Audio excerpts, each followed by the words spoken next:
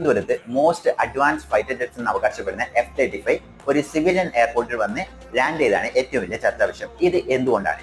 അപ്പോൾ ഇതിന് ഇവർ പറയുന്ന റീസൺ എന്ന് പറയുന്നത് അതായത് ഫ്യൂൽ ഇല്ലാത്ത കാരണമാണ്. പക്ഷേ ഇതിൽ പ്രത്യേകത എന്ന് വെച്ചാൽ കംപ്ലീറ്റ് ഫ്യൂലും ഫില്ല് ചെയ്തതിനു ശേഷം മാത്രമേ സ്റ്റാർട്ട് ചെയ്യുള്ളൂ. അതുകൊണ്ട് തന്നെ ഇതിൽ ഫ്യൂൽ കുറയാനുള്ള സാധ്യതകൾ വളരെ കുറവാണ്. അങ്ങനെ ഫ്യൂൽ ഇല്ലാണ്ട് ഇത് ലാൻഡ് ചെയ്താണെങ്കിലും ഇന്ത്യൻ ലാൻഡ് ചെയ്തതിൽ യാതൊരു ഉപയോഗവുമില്ല. കാരണം ഈ ഒരു F-35 ഉപയോഗിക്കുന്ന ഫ്യൂൽ എന്ന് പറഞ്ഞാൽ JP5 ആൻഡ് JP8 എന്ന് പറയുന്ന ഫ്യൂലാണ്. അപ്പോൾ ഇന്ത്യൻ ജെറ്റ്സിൽ ഉപയോഗിക്കുന്ന വേറെ ഫ്യൂലാണ്. അതുകൊണ്ട് തന്നെ ഇവിടുന്ന് റീഫ്യൂൽ ചെയ്യാൻ പറ്റില്ല. എന്തെങ്കിലും ടെക്നിക്കൽ ഗ്ലിച്ച് കാരണമാണെന്ന്.